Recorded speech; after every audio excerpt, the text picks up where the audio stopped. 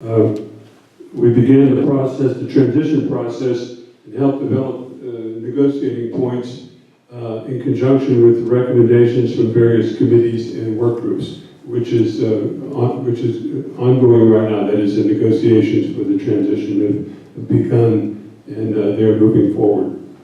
If you haven't been downstairs, I suggest you go down and take a look. We reclaimed 1,850 square feet of additional floor space for amenity use by the many clubs and committees and organizations. It's a multi-use facility, and we hope that everyone is happy with it. And it was we think that the entire community will benefit greatly from it.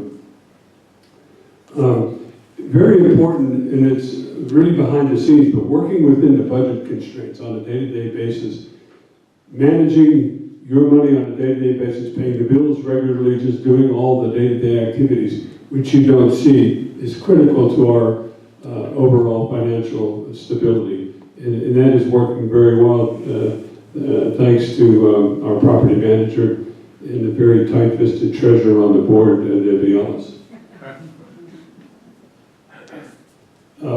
Lastly, we developed a policy to allow to offer an efficient and fair system of reserving space for all the community activities. All the space that we have, the space we have here in every meeting room is a very efficient method that Mark has developed to reserve space for everyone without much difficulty.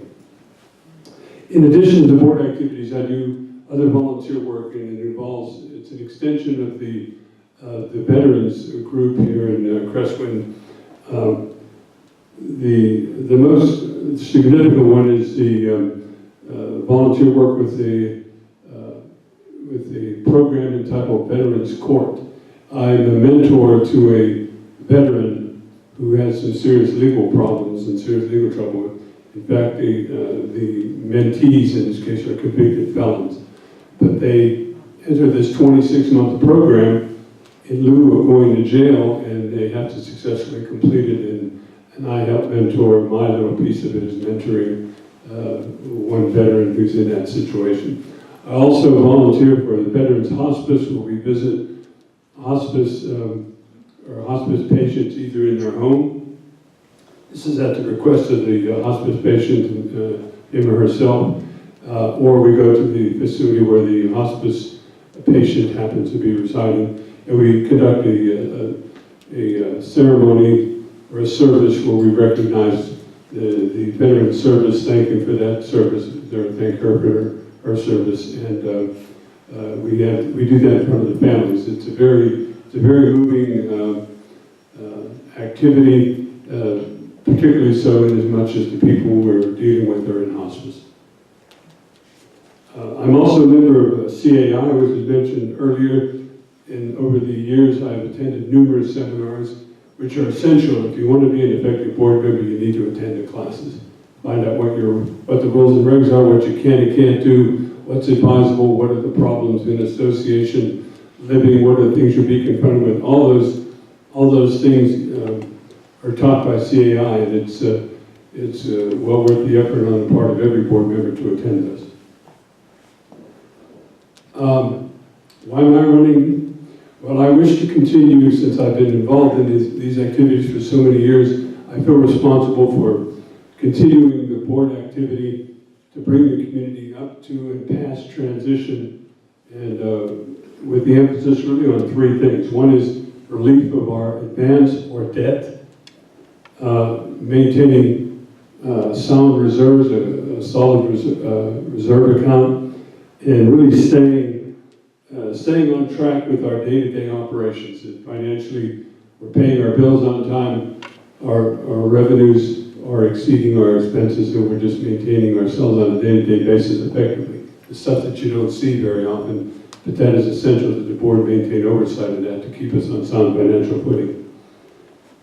With that, I'd like to thank you for your attention, and I ask you for your vote. Thank you again.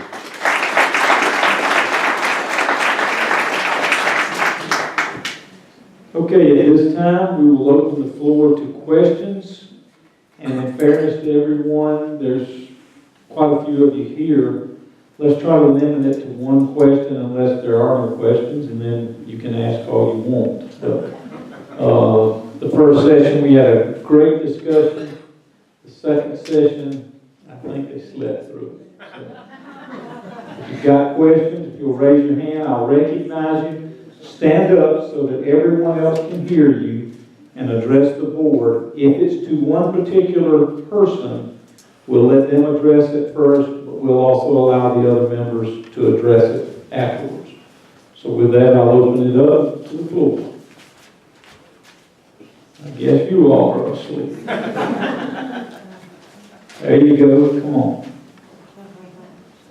This is probably to Ron and Jim, since y'all both touched on it. Where do we stand, or how confident are you that we're going to reach a resolution that's fair to us on this debt that we owe?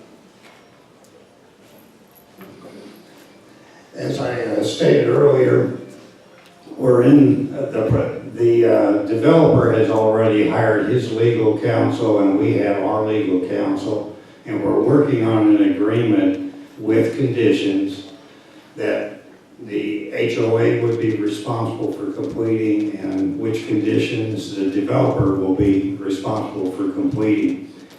And the good thing about it is that we will, the board